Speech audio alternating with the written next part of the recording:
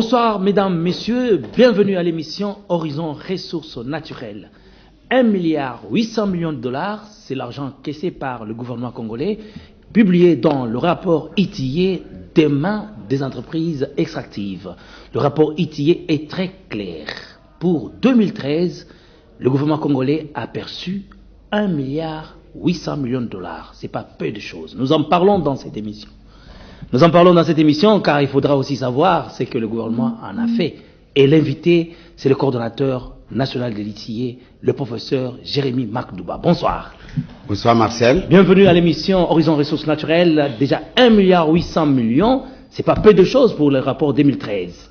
Merci beaucoup Marcel. Je suis content que vous repreniez le refrain que je vous avais imposé il y a encore une année lorsque nous avons présenté le rapport 2012. Je vous disais que notre pays est engagé dans la voie de la transparence et de la bonne gouvernance, et le couple Kabila-Matata est un couple qui regarde vers l'avenir dans la transparence. Et donc, chaque année, nous augmentons de plus en plus les déclarations des entreprises extractives, mines et pétrole seulement. Et donc, je vous avais prévenu qu'en 2013, nous dépasserons le cap de 1,5 milliard. Et je suis fier de venir le confirmer par devant vous, que nous avons atteint 1,8 milliard de dollars, dont 360 millions au titre de la TVA qui sera remboursée, mais l'argent a été encaissé par l'État. Donc 400 millions de dollars qui doivent, qui sont provenus du secteur pétrolier et 1 milliard de dollars du secteur des mines. Oui, c'est très important, c'est vraiment beaucoup d'argent, et ça signifie que là, il y a quand même des entreprises qui ont commencé à rembourser. Oui, il y a à payer les bénéfices. Oui, oh mais magnifique. Déjà, nous disons qu'il y a deux entreprises cette année, en 2013, la Tenke-Fungurume et Mutanda Mining, Mumi, deux entreprises qui ont atteint les 10 ans de stabilité contractuelle et qui commencent maintenant à partager leurs bénéfices avec l'État congolais. Et donc, le bénéfice n'est pas moindre, c'est au-delà de 230 millions de dollars au titre des bénéfices que les entreprises ont partagé avec le gouvernement congolais. Chaque année, je crois que déjà pour 2013 seulement, on a atteint ces montants. 2014, 2015, donc nous sommes en train de croître notre fourchette. 2014, nous atteindrons à peu près 5 ou 6 entreprises minières qui auront atteint leur 10e année de stabilité. Et donc, si 2 peuvent payer 250 millions de dollars, et donc 5 en payeront 750, donc 5 en payeront 12 millions, et 6 en payeront 14 millions par exemple. Donc 1 milliard. Donc, non, prof, vous avez parlé de 12 millions ou de 1 milliard 200, oui. 250 millions pour deux entreprises. Oui. Et quand nous en aurons 5, nous devons ajouter, donc ça fera 1 milliard 250. Si, en 2015, si nous avons 8 entreprises, nous atteindrons 2 milliards qu'il faut ajouter sur le 1 milliard 800 millions de dollars. Et donc, les entreprises minières et pétrolières à elles seules peuvent engranger au-delà de 4 milliards pour le budget national. La stabilité politique est une garantie pour la stabilité économique. Voilà, c'est que donc au rythme de choses, si nous pouvons bien voir, si toutes ces entreprises vont atteindre les niveaux de commencer à payer les bénéfices, c'est que la RDC peut vraiment augmenter sa fourchette financière. Oui, mais avec tous les risques, avec tous les risques des pêcheurs en eau trouble, des gens qui maintenant peuvent agiter la situation en disant, si j'espère qu'il y aura je suis pas politicien, mais moi j'ai appris en religion que le dialogue, c'est lorsqu'il y a conflit. Et lorsqu'il y a conflit, on va au dialogue pour chercher à résoudre le conflit. Et donc, il faut pour notre stabilité économique qu'on aille à ce dialogue, qu'on résolve le conflit qui peut nous opposer entre enfants d'un même pays. Et lorsque c'est résolu, nous aurons à faire des élections paisibles, transparentes, satisfaisantes à tout le monde. Et donc, les entreprises pourront continuer en toute confiance d'exploiter dans notre pays et aussi de continuer à payer les bénéfices à l'État. Selon vous, s'il n'y a pas de situation malheureuse, si je vous dis la vérité, je vais vous dire ça, ce n'est pas un secret. Lorsque le président Mobutu est parti, les entreprises se sont estimées en insécurité. Elles sont revenues lorsque Laurent Désiré Kabila est arrivé et ils ont dit, nous devons recommencer les contrats. Lorsque Laurent Désiré Kabila a été lâchement assassiné, Joseph Kabila est arrivé, les entreprises ont dit à Joseph, nous devons recommencer. Et donc, Joseph vient de faire les 10 années avec les 10 années de stabilité. Bon, on ne dit pas que c'est toujours Joseph, mais on ne dit pas non plus que ça ne peut pas être Joseph. C'est parce que c'est ça les choses. La politique peut faire tout. Mais le problème, c'est que nous soyons dans la paix. Oui. Nous soyons dans la paix. Soyons dans la paix en changeant la situation de notre pays. Moi, je ne suis pas politicien. Mais le changement qui doit intervenir en 2016 doit être un changement qui est accompagné de la paix, de la sécurité pour nous-mêmes les Congolais et aussi pour les investisseurs. De sorte que les entreprises continueront à payer leurs bénéfices en 2015 et en 2016, en 2017. Sinon, nous perdrons plus de 3 milliards de dollars des entreprises minières. Ça, je vous le dis. Très bien. Alors, c'est-à-dire que la fourchette des entreprises pour le rapport 2013, elles étaient combien pour les périmètres que vous avez établis pour... Le périmètre avait 105 entreprises minières et 16 entreprises pétrolières. En 2012, nous avions plus d'entreprises pétrolières et moins d'entreprises minières. Mais beaucoup d'entreprises pétrolières sont des entreprises de sous-traitants dont nous ne contrôlons pas les paiements. Et que tous les paiements, ils l'effectuent au nom des entreprises que nous avons captées dans notre périmètre. Et donc, nous les avons éliminées. Nous avons eu 16 entreprises, dont une, Nessergi, a quitté la République démocratique du Congo et je pense à muter pour la République d'en face, la République du Congo d'en face. Et donc, cette entreprise n'a pas déclaré, mais l'État a déclaré tous les paiements que cette entreprise avait effectués dans ses caisses. Mais pour les entreprises minières, nous avons eu 105 entreprises minières contre 93 en 2012. Et donc les 105 entreprises minières ont rapporté près de 1,4 milliard de dollars contre les 400 millions. Et dans les entreprises minières, nous devons déduire la TVA qui a été perçue, que nous n'avons pas pu isoler au niveau de la DGDA, parce que nous estimons que les calculs étaient tellement disparates, et nous le ferons peut-être plus tard. Mais il faut dire que la TVA qui entre dans la caisse d'une entreprise ou bien de l'État, c'est un préfinancement, quand bien même vous pouvez le rembourser plus tard. Et donc, nous disons que le Katanga a battu le record dans cet apport de 1,8 milliard pour 1,250 milliard de dollars sont venus du Katanga. 460 millions de dollars sont venus de la province du Congo central au titre des entreprises pétrolières. La province orientale a aussi participé dans ce montant à raison de 62 millions de dollars. Et toutes les autres provinces ont donc contribué à raison de 2% sur le 1,8 milliard de dollars. Et donc c'est un rapport qui contient énormément d'informations. Et le seuil de matérialité cette année Le seuil de matérialité, nous l'avions fixé, Marcel, à 300 millions de dollars. Donc toutes les ans, oui. Parce qu'en 2012 c'était 500 millions. Oui, c'était à 500 et nous continuerons. 500 000. Nous continuerons. Peut-être qu'un jour, toutes les entreprises, si nous les prenons comme nous prenons toutes les entreprises du secteur pétrolier, nous pourrons donc arriver à un montant important que nous pourrons retracer au niveau du trésor public. Pour l'instant, c'était 300 millions. Oui, toujours comme d'habitude, la tache noire, c'est les écarts. Cette fois-ci, quels ont été les écarts établis dans ces rapports? La tache noire, Marcel, est en train de se blanchir. Parce qu'en fait, vous savez quel est l'écart entre les déclarations du secteur pétrolier et les déclarations de l'État? C'est 4 000 dollars. Wow. Et dans le secteur minier, c'est 8 millions de dollars. 8,5 millions de dollars. Mais alors, quelqu'un peut dire c'est beaucoup d'argent. Oui, 8 millions. Mais nous avons 9 entreprises qui n'ont pas déclaré dans les 105. Ces entreprises ont fermé. Mais nous les avions retenues dans le périmètre parce que nous n'avions pas encore les certifications du tribunal de commerce qu'elles avaient quittées. Mais nous n'étions plus en mesure de collecter leurs données. Alors l'État, en toute transparence, a accepté de déclarer en lieu et place de ces entreprises-là. Oui. En déclarant, donc c'est la déclaration unilatérale qui fait que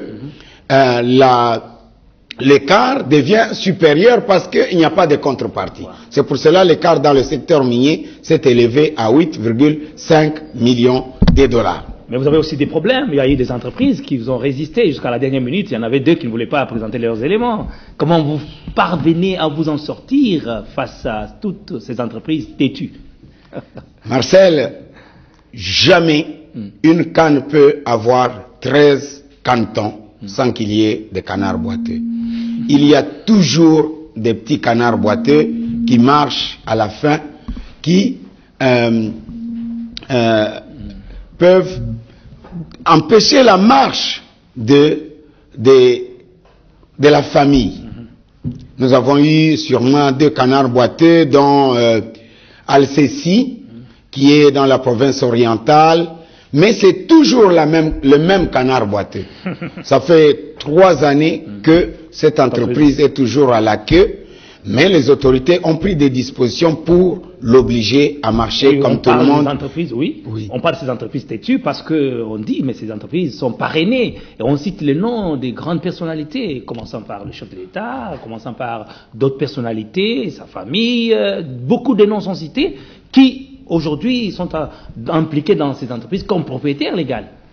Ah, Marcel, je suis très fier parce que je peux dire quelque chose en toute transparence à ce sujet.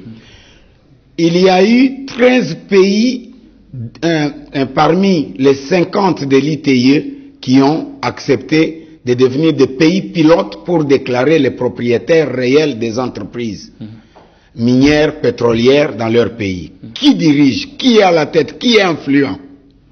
Et donc, nous avons, sur les 13, nous sommes sortis comme le premier pays qui a donné le maximum en tant que pays pilote du processus de déclaration des propriétaires réels, qui a donné le maximum des propriétaires réels. Sur les 105 entreprises, nous avons publié des propriétaires réels de plus ou moins 65 entreprises. Et les autres entreprises, c'est pas qu'elles ont refusé, ce sont des entreprises qui sont cotées en bourse. Et comme vous venez de le dire, et moi je l'entends tous les jours, notre chef de l'État est propriétaire des entreprises, sa famille biologique directement, ses amis, on cite la tendre mère, sa tendre mère, on cite ses frères, et moi je m'attendais, quand on m'a déclaré les propriétaires réels, de voir quelque part Joseph Kabila, de voir le frère Zoé, de voir Maman Jeannette, de voir tout. Ils ne sont pas là. Comment? Ils ne sont pas là dedans. Et rien n'empêchait ceux qui ont déclaré de le déclarer parce que le formulaire de déclaration donne la liberté de mettre tous les noms. Mais il y a des prête-noms quand même. Comment vous pouvez parler? Nous avons une tactique, nous avons contourné par la tactique de l'ITIE de refuser les prête-noms. Et donc, nous avons les statuts, nous avons les contrats, nous avons les noms. Et donc, c'est pour cela que la RDC a été cotée comme le meilleur pays. Parce qu'il n'y a pas eu de prête-noms, il n'y a pas eu de paravent. Vous ne pouvez pas dire aujourd'hui qu'une entreprise sérieuse qui refuse de citer le propriétaire réel, même en seconde place, nous ne les avons pas trouvés. Et c'est pour cela, nous n'avons été que l'instrument qui a déclaré. Mais ça a été vérifié. Ça a été vérifié à l'international. Ah bon, vous avez travaillé avec des... Oui, non, l'administrateur indépendant qui a réconcilié les données de l'ITIE, ce n'est pas un Congolais, c'est un Britannique. Et vous savez combien les Britanniques nous acculent dans la transparence. C'est plus que n'importe quel pays. Les Britanniques suivent très bien les affaires ici parce qu'ils regardent les entreprises qui sont là. Ce matin encore, un Britannique vient de m'envoyer un mail pour me demander pourquoi dans votre périmètre il n'y a pas SMK, la société minière du Katanga, non pas de Kolwezi, de SMK, oui. qu'on dit de Moïse, oui. Parce qu'on ne retrouve pas cette entreprise dans les périmètres. Mais je viens de répondre tout simplement Cette entreprise n'exploite aucun minerai. C'est une entreprise sous-traitante qui est dans la logistique. Mais qui paye l'État? Oui, mais non. Nous, le principe de l'ITIE, c'est industrie extractive. Donc c'est une industrie qui prend la ressource naturelle, la transforme ou la revend dans cet état. Et donc une entreprise qui transporte les ressources naturelles, ce n'est pas une entreprise extractive.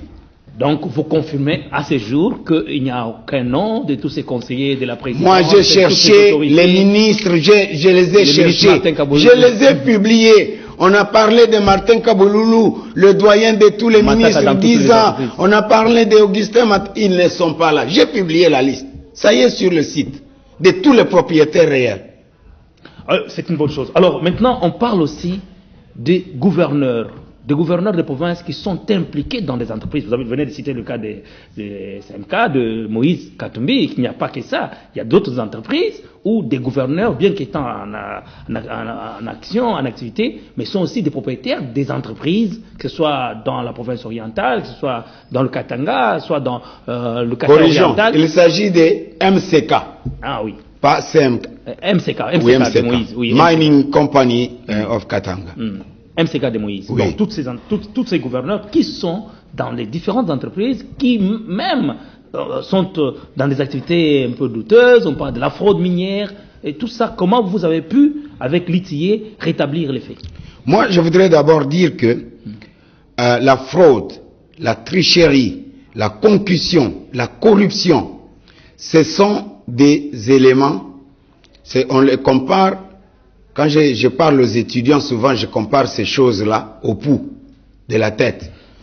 Lorsque vous avez des cheveux, vous mettez des poux, quand ils entrent, ils vous rongent jusqu'au jour. Pour arrêter, vous devez vous raser la tête. Et donc, notre gouvernement est en train de raser. Et lorsqu'on rase la tête, on ne prend pas une lame de rasoir et du coup, tous les cheveux sont tombés. On commence sur la façade droite, on va sur la façade gauche, on vient sur le fond, puis on va sur le crâne, ainsi de suite. Et donc, notre gouvernement est engagé de raser la tête pour éliminer les poux, et puis de nouveaux cheveux peuvent pousser. Vous pensez que ces choses qui ont duré depuis plus de 50 ans peuvent se terminer en un jour? Et parce que nous parlons de transparence. Mais nous y allons. La transparence, c'est une lumière dans l'opacité. Et la lumière s'éclaire au fur et à mesure qu'elle atteint la surface à éclairer. La surface était trop noire et la lumière s'avance. Et nous y allons. Nous avons maintenant 7 rapports. Et le 10e, le 11e, le 12e peut éclairer encore de mieux en mieux. Mais pour revenir à votre question donc, après cette image stylée, je voudrais dire tout simplement que la plupart des gouverneurs ou des individus congolais ne sont pas tellement impliqués dans la corruption, dans la triche, dans les industries. C'est souvent dans l'artisanat. Et donc, le gouvernement de la République a donné instruction au groupe multipartite, qui est le comité exécutif de l'ITIE, d'intégrer le secteur artisanal dans notre rapport 2014 que nous publierons, 2015 que nous publierons l'année prochaine. Le rapport 2014 que vous publiez dans 2015. Oui, nous allons le rapport pour le secteur industriel. Oui, ça c'est la bonne nouvelle que tu peux noter. Le rapport industriel, industrie minière, industrie pétrolière, 2014 sera publié avant le 31 décembre 2015. Ok, d'accord. Et donc nous n'aurons plus de retard de ce côté-là qu'on appelle le retard entre guillemets par rapport aux exigences. Mais 2016, nous allons publier le rapport sur le secteur artisanal. Vous savez, je vais vous dire, je ne vais pas vous cacher ça. Je suis allé un jour dans la province du Nord Kivu. J'ai vu le gouverneur Julien Paluku. Je le cite parce que j'ai beaucoup d'admiration pour cet homme dans son engagement dans la transparence. Je lui ai dit, voilà, on a dit que le gouverneur ou le cabinet du gouvernorat avait touché en 2008-2007 7 millions de dollars au titre de paiement du secteur artisanal. Vous savez ce que cet homme a dit? Comme ça, ce n'était pas qu'il est allé derrière où il il a dit, appelez-moi, je crois, on l'appelle l'administrateur du budget du gouvernement. Venez.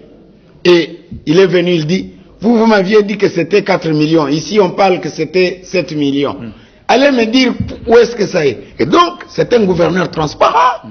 Et donc, c'est un gouverneur qui a le souci qu'il voudrait savoir. Tout le monde veut accuser tout le monde.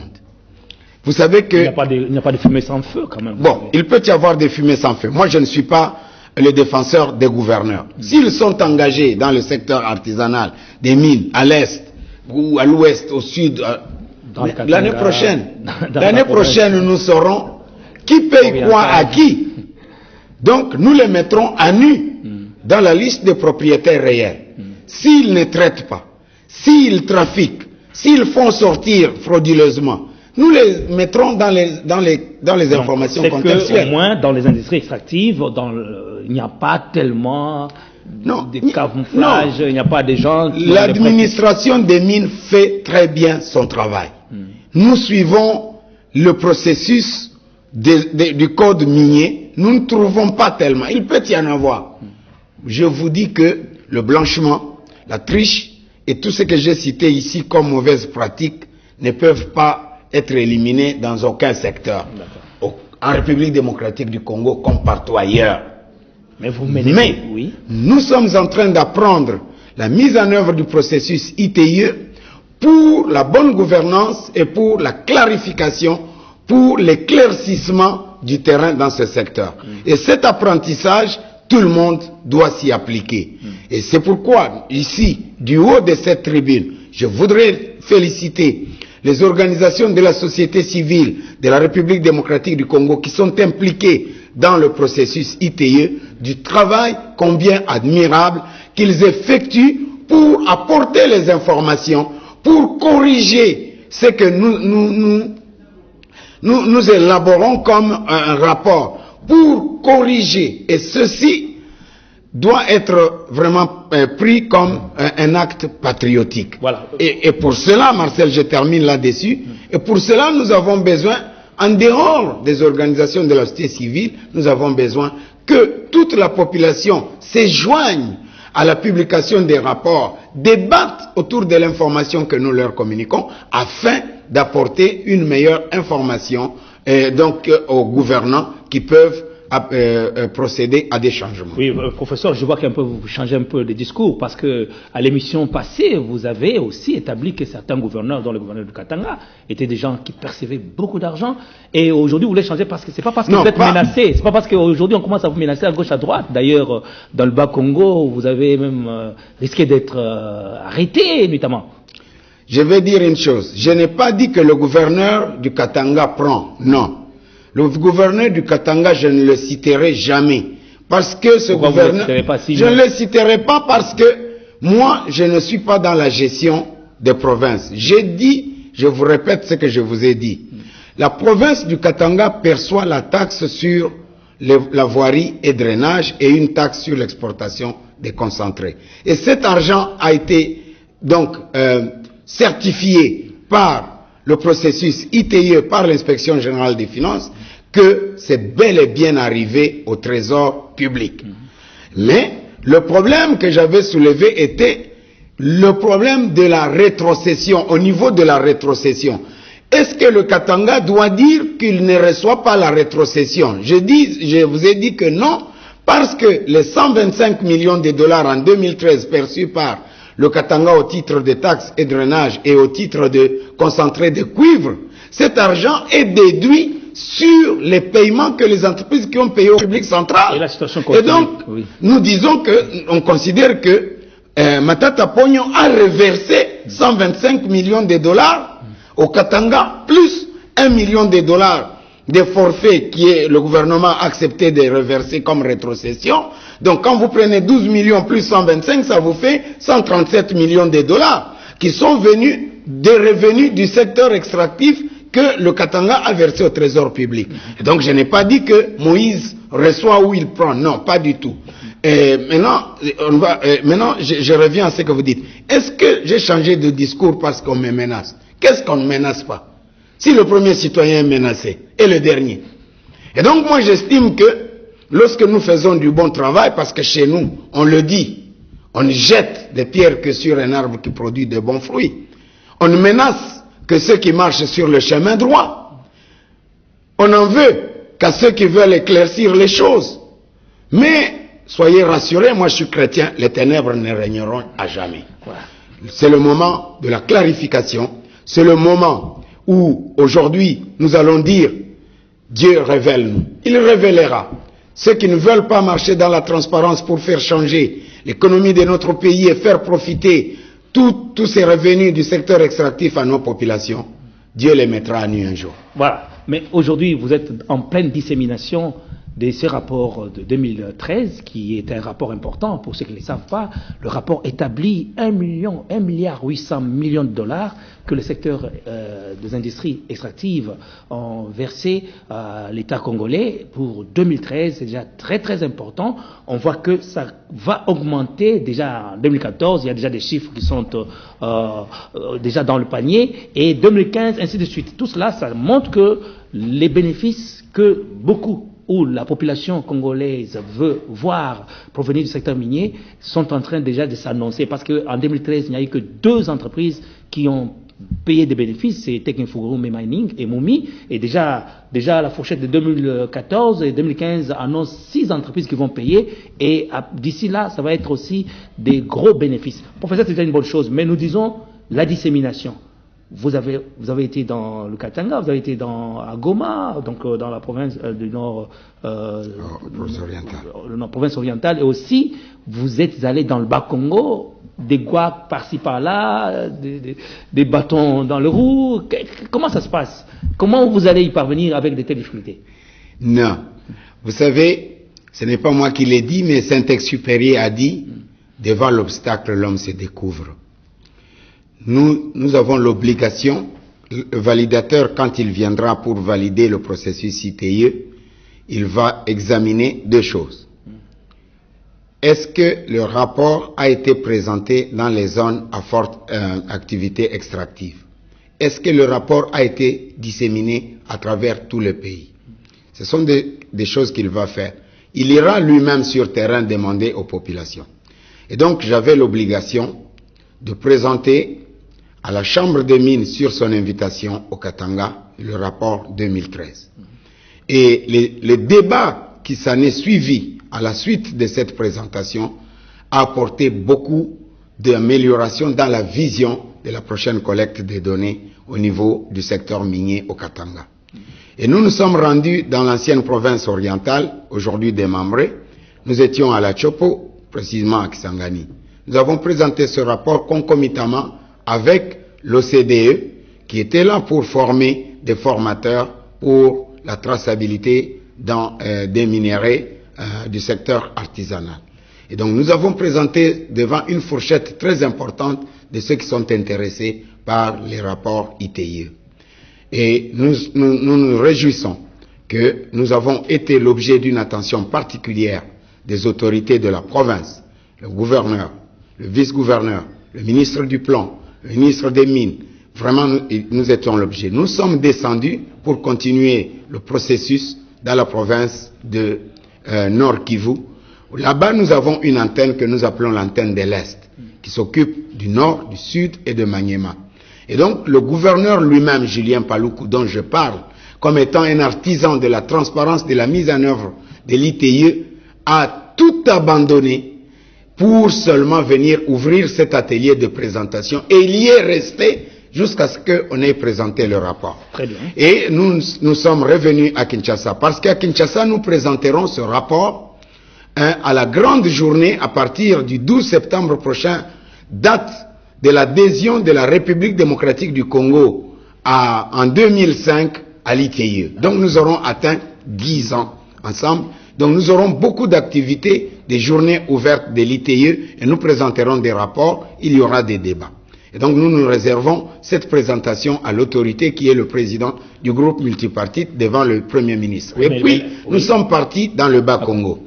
Vous savez que le Bas-Congo à lui seul, sur le 1,8 milliard, a apporté au trésor public 460 millions des dollars du secteur pétrolier. Presque exclusivement, l'exploitation du pétrole provient de la province du Congo central. Nous n'avons pas eu un incident personnel que nous devons dire, mais il faut le dire déjà pour prévenir les pêcheurs en eau trouble. Pendant que nous étions à notre hôtel, nous avons appris qu'une équipe de police a fait irruption dans l'hôtel où s'est trouvée mon équipe qui m'avait accompagné et les ont conduits directement au commissariat de police. J'avais un garde du corps et j'avais 2 chauffeurs. Ils les ont pris et ils les ont conduits au poste de police. Sans aucun motif? Pendant que nous avions tous les papiers en ordre signés par le président du comité exécutif qui est le ministre du plan. Et nous avions toutes les autorisations des autorités militaires pour ma protection. Et donc, arrivé là-bas, le monsieur les a embarqués, il a arraché les armes, il les a emmenés, et il a refusé de lire les documents officiels, et il a ajouté, ces documents c'est pour Kinshasa et non pour le Congo central. Et lorsque j'ai été informé, il a dit, c'est moi-même qui devrais me rendre au poste si je veux qu'on les libère. Et donc, moi je ne pouvais pas être protégé pendant qu'on me protège, et donc j'ai fait appel aux autorités de la province qui sont intervenues, et quelques heures après, on a libéré l'équipe qui m'accompagnait, mais jusqu'ici nous ne connaissons pas la raison. Mais nous n'étions plus en mesure, dans ces conditions, de présenter le rapport. Nous nous sommes estimés en insécurité. Mais ce n'est rien, c'est notre pays, nous rentrerons là-bas quand toutes les conditions seront, nous irons présenter. Et je vais vous dire, la province du Congo central, c'est la seule province où le rapport est d'abord présenté au Parlement provincial. Et depuis que les rapports sortent, d'abord c'est le Parlement de la province qui prend en compte ce rapport avant qu'on le dissémine partout. Et donc, nous rentrerons là-bas pour le présenter, mon cher ami. Sinon Joseph Kabila n'irait plus dans aucune province parce que partout... Il y a des zones d'ombre, c'est pas possible. Voilà, alors là, nous allons avoir un paramètre, c'est que vous posez la question de savoir, et il y a aussi des gens qui se soucient. Ils se disent que les entreprises minières, bien qu'exportant, ne rapatient pas l'argent par la Banque centrale. Est-ce que cette question peut être abordée dans la transparence à l'ITIE? Oui. Nous avions, les années passées dans les rapports, il y avait quelques entreprises qui effectuaient des paiements directement à l'étranger. Parce qu'il faut comprendre le système. En interne, les entreprises ont l'obligation de payer à l'État ce qui lui est dû, non pas directement, pas seulement à la Banque centrale, mais ils peuvent aussi payer à travers les banques commerciales qui transfèrent. Et il y a un délai temporaire qui est donné pour que cet argent, lorsque Tenke Fungurume verse 4 millions de dollars à sa banque TMB à Lubumbashi, TMB doit dans les 48 heures transférer cet argent au trésor public. Mais il y a aussi d'autres entreprises qui ont des provisions dans leurs comptes étrangers et effectuent des paiements. Mais au lieu de passer, de demander à ce que ces paiements soient effectués au trésor public, ils les effectuent là-bas et c'est très difficile qu'on puisse les retracer. Et donc dans les années passées, nous avions ces situations qui étaient déjà bien prononcées, et la dernière situation connue, c'était dans le rapport 2012.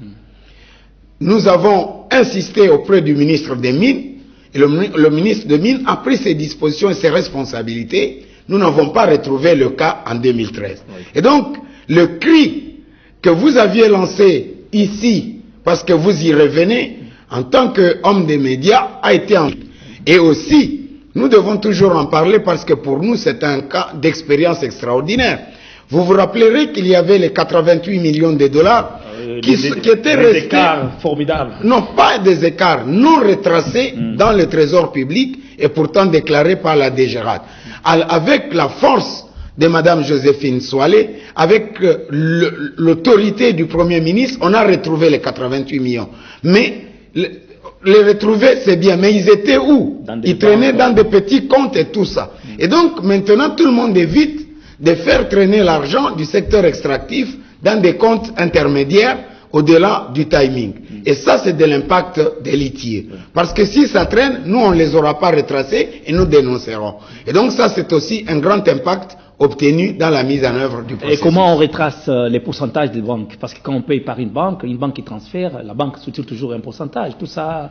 Ça n'a rien à voir. Donc, je vais vous donner un exemple. Si j'ai votre dette et que moi, je me trouve à Kinshasa et vous, vous êtes en Belgique, je vous dois 5 000 € et que moi, je verse les 5 000 € à la banque va faire le service et elle va déduire, par exemple, 150 € sur les 5 000 pour le service qu'il va effectuer. Si l'argent arrive chez vous, c'est 4 850 €, vous allez dire que je n'ai pas payé totalement votre dette. Et donc, lorsque je dépose l'argent pour que on verse chez vous, je déposerai les 5 000 plus l'argent des services. Et donc, les entreprises qui payent à l'État payent le montant cash reconnu et déclaré, mais tout en payant les services des banques. Alors, professeur, je reviens à la question. Je dis, selon le code minier, il y a dans le code minier des mesures ou des dispositions qui obligent aux entreprises minières à l'exportation de rapatrier 40% de ce qu'ils vont vendre à l'extérieur, et cela au pays. Est-ce que l'ITIE suit aussi ces 40% qui doivent être rapatriés par les entreprises, alors que depuis 2000 jusqu'à ce jour, il n'y a aucune entreprise minière qui a rapatrié un quelconque montant donc, au pays? Merci Marcel pour cette question.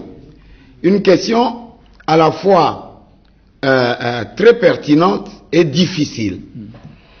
Je voudrais dire, quel est notre rôle de l'ITIE par rapport aux entreprises? C'est de demander aux entreprises de déclarer leur paiement à l'État et de demander à l'État de déclarer ses recettes de ces entreprises à l'ITIE. Et si une entreprise dit, moi, j'ai déclaré avoir payé à l'État 2 millions de dollars, et que l'État dise, j'ai déclaré avoir reçu 2 millions, pour nous, nous sommes satisfaits. Parce qu'il y a des preuves qui s'en suivent, des justificatifs qui ne peuvent pas aujourd'hui occulter la transparence.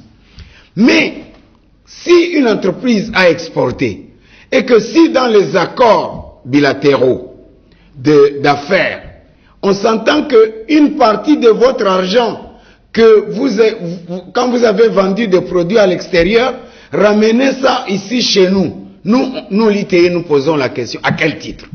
Cet argent revient à la RDC à quel titre?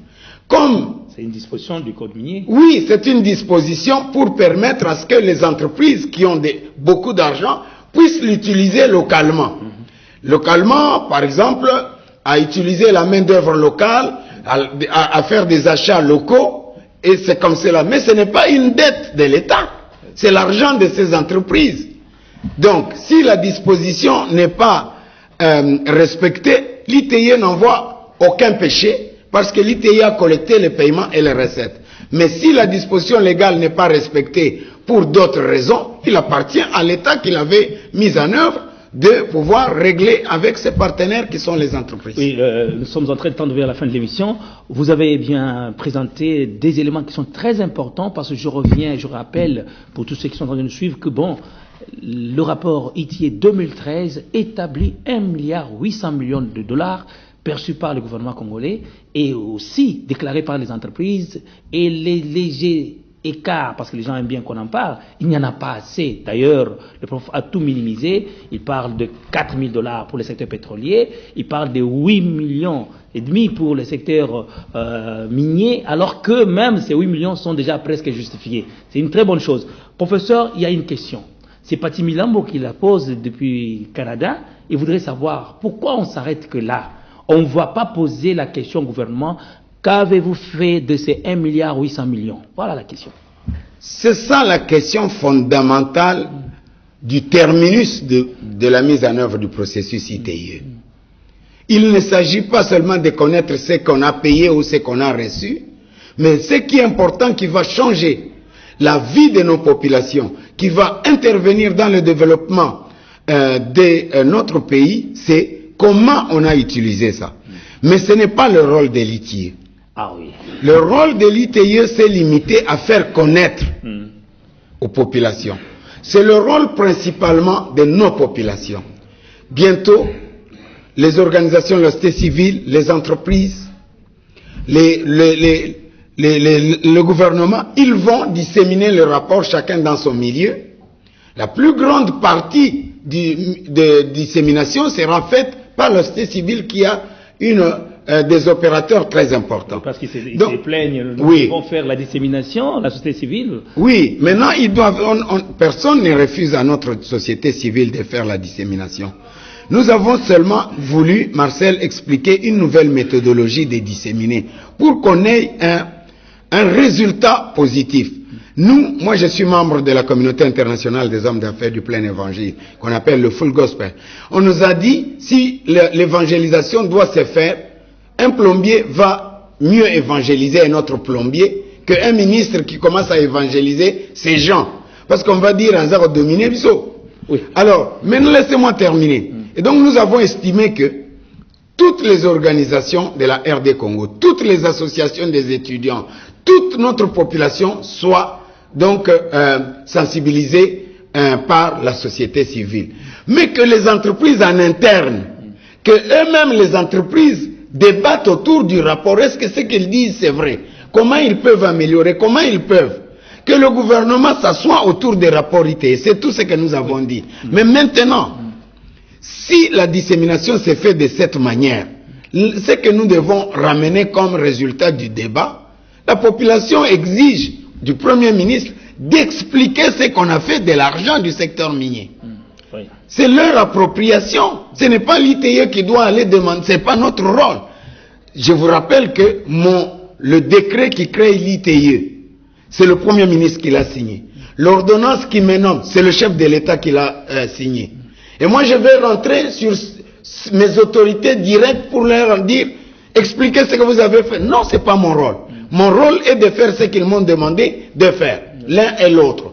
Et donc, puisque je suis en train de faire, ils sont d'accord que je dise à la population ce que le gouvernement a reçu. J'ai dit à la population, et donc la population ne peut pas me demander remonte pour savoir ce qu'on a fait de l'argent. C'est son rôle propre. Voilà. Vous rassurez, nous terminons l'émission, que dans votre rapport 2013, vous avez fouillé, refouillé, vous avez cherché partout, vous n'avez pas trouvé de nom de tous ces dinosaures qu'on cite dans les entreprises minières qui sont en train même, parce qu'il y a des Chinois, il y a des gens qui ont des entreprises, quand même il y a des contrôles qui arrivent, ils brandissent des photos, même des photos du chef de l'État, d'autres personnes, de sa famille, pour dire que voilà, nous avons tel qui est avec nous, nous avons tel qui est notre parapluie, notre parrain.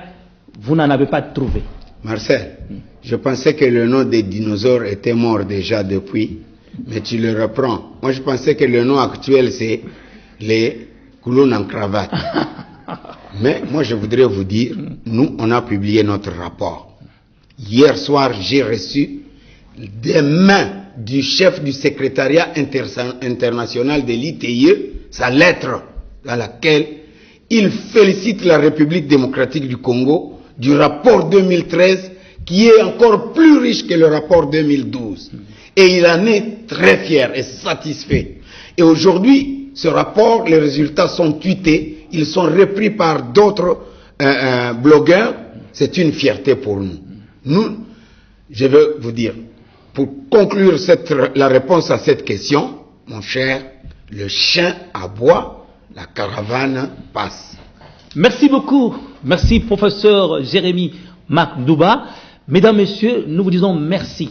À retenir, la RDC a produit son rapport 2013 avec des chiffres très importants, 1,8 milliard de dollars perçus par le gouvernement congolais, versés par les entreprises extractives, dont 400 millions pour le secteur pétrolier et 360 millions pour la TVA et 1 milliard pour le secteur minier. C'est vraiment un rapport très très important, sans beaucoup d'écart. D'ailleurs, tout est justifié, 4 000 pour le secteur pétrolier, 8 millions et demi pour le secteur minier. C'est vraiment le meilleur rapport et le professeur est en cravate rouge, pour le dire avec toute fierté, comme d'habitude. Oui, mais j'ai toujours répété que la cravate rouge, c'est le signe de la transparence.